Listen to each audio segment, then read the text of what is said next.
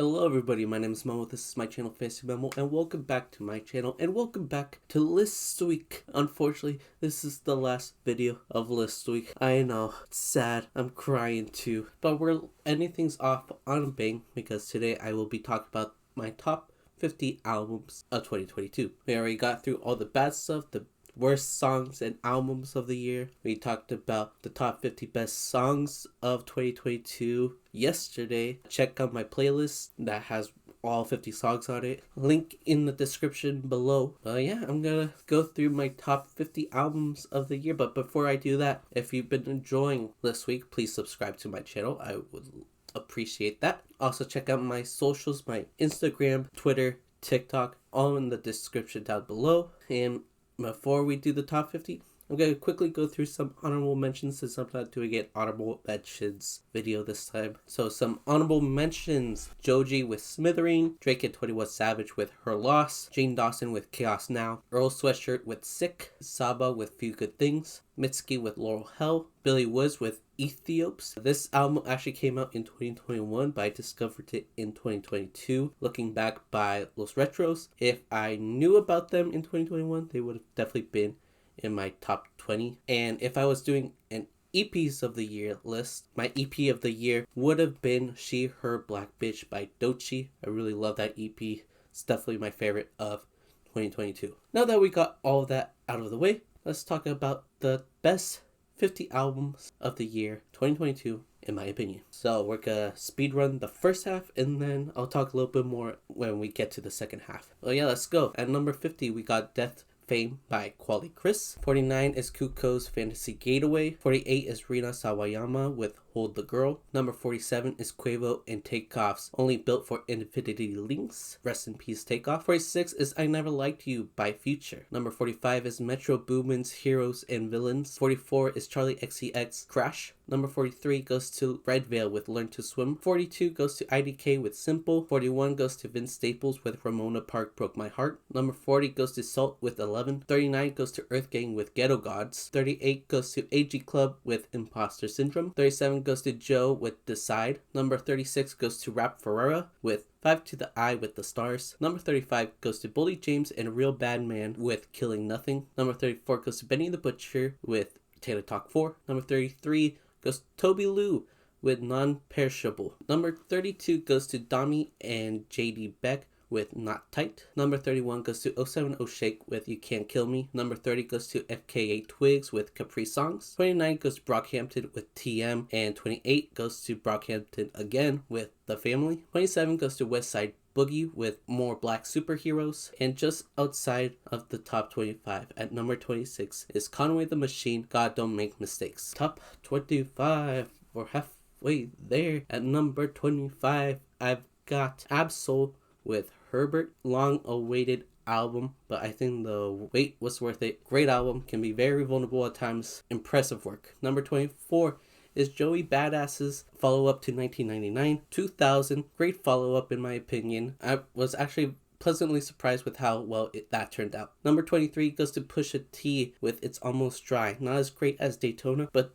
the bars are still there. Great production from Pharrell and Kanye. Number 22, very surprised with how well this turned out. Logic with Vinyl Days. Impressive work, is basically a love letter to hip-hop. A long track list, but it goes by so fast in my opinion. Number 21 goes to Nas and Hit Boy with King's Disease 3. These guys are an incredible combination. They're a great duo. They haven't missed. Each King's Disease gets better and better every single time, and I'm very impressed with how well Nas is rapping at this point of his career, and impressed with Hit Boy on how he's able to elevate Nas on every project. Number 20 goes to Rex Orange County with Who Cares, a very addicting pop album in my opinion, bedroom pop album. I love the strings incorporated on almost every single song, and it might be his best work so far. Number 19 goes to Kenny Beats with Louie, a instrumental hip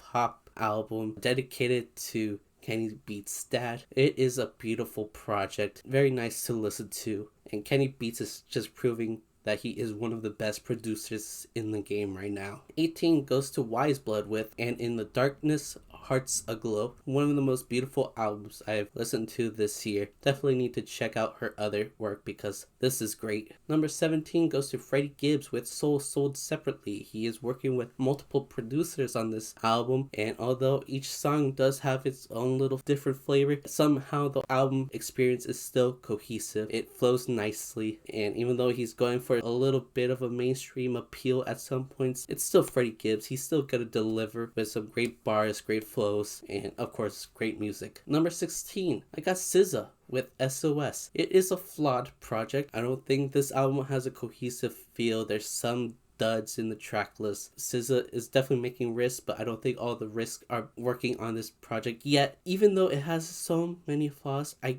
am obsessed with most of the tracks here.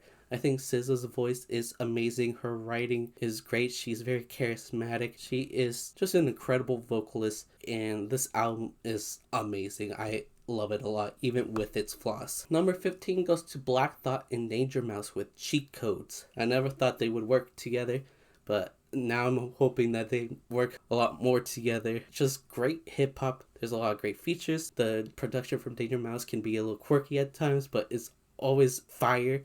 And Black Thought will always come through with incredible bars. Great features, great project.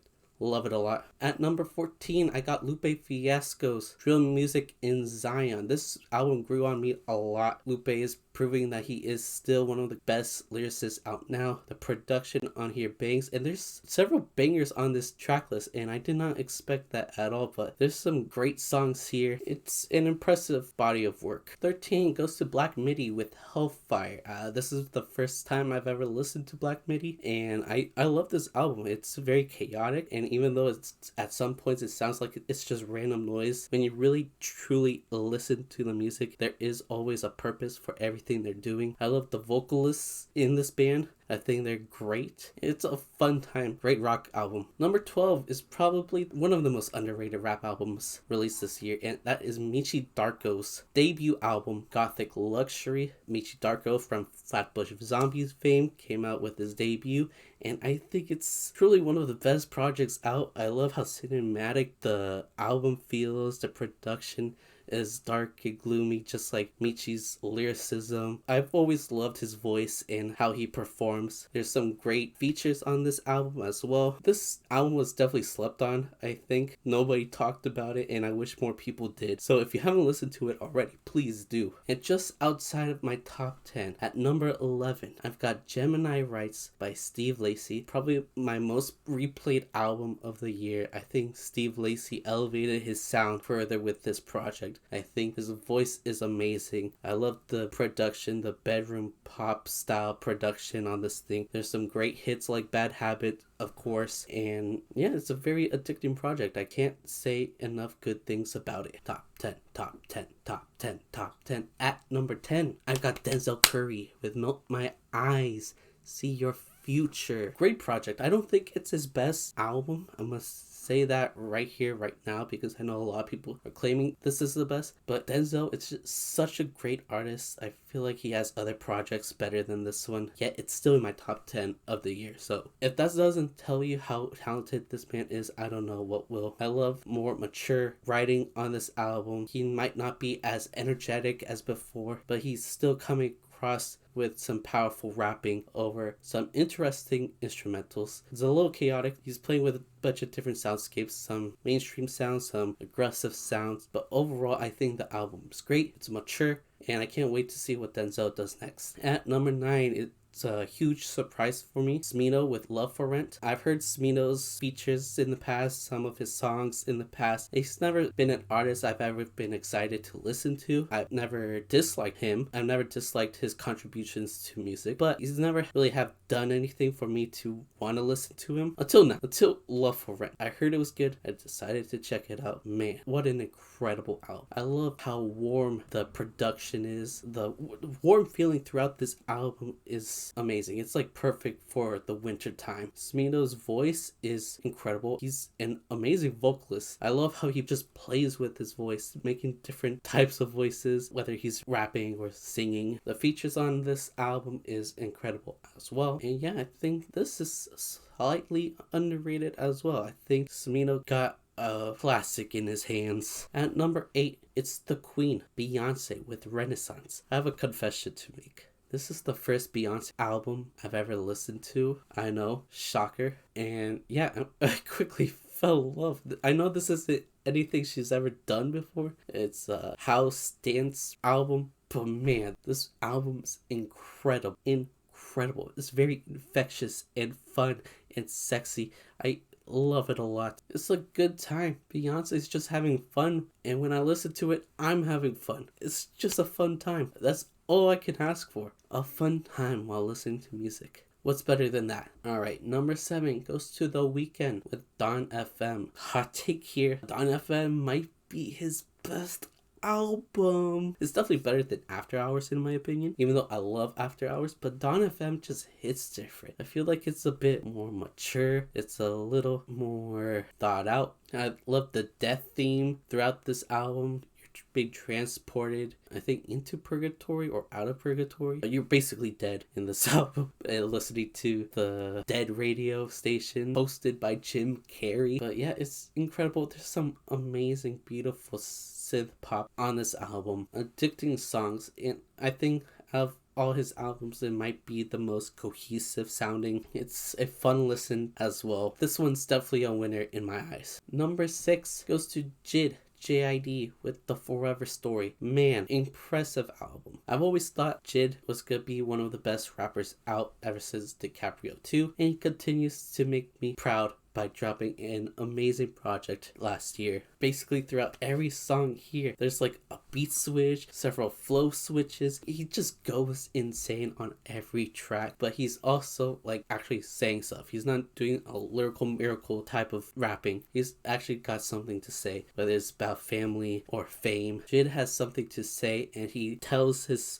story. He tells his message in an incredible way. Great performances. His singing is great as well. My god, I didn't know this man can sing like that. Great features on this thing as well. Yasin Bey killed it. I loved his feature. Lil Wayne did as well. There's a lot of other artists I can name off, but I'll just end it by saying that this is by far one of the most credible albums I've listened to this year. Now the top 5, ladies and gentlemen, top 5, we're gonna kick it off with Little Sims. No thank you. A last minute entry into the list, but she had to be there. She had to be in my top 5. Once again, she was in my top 5 last year. And although this isn't as great as Simbi, there are a lot of aspects in this album that is similar to Simbi, especially when it comes to the instrumentals. The instrumentals is also done by Inflow. I love how it's orchestrated. It's so grand. Even though it's such a smaller project, it's not as extravagant as Simbi. The songs do feel grand and epic because of how great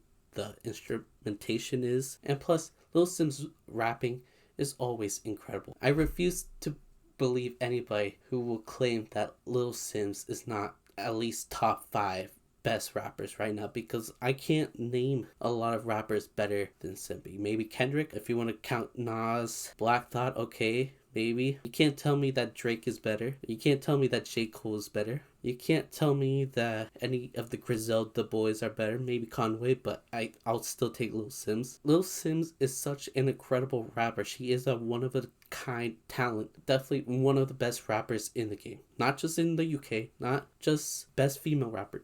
Best rapper in the game right now out of everybody in the game. Number 4 goes to Backxwash with His Happiness Comes First Even Though We Are Suffering. Backxwash is also in my top 5. Again, she was in my top 5 in 2021, and she's back again for 2022 with an incredible album that is basically just as dark as her last album. Not only is the lyrical topics dark, but of course the instrumentals, the industrial hip-hop, almost metal fused sounds on this thing is incredible. I love Backxwash's rapping.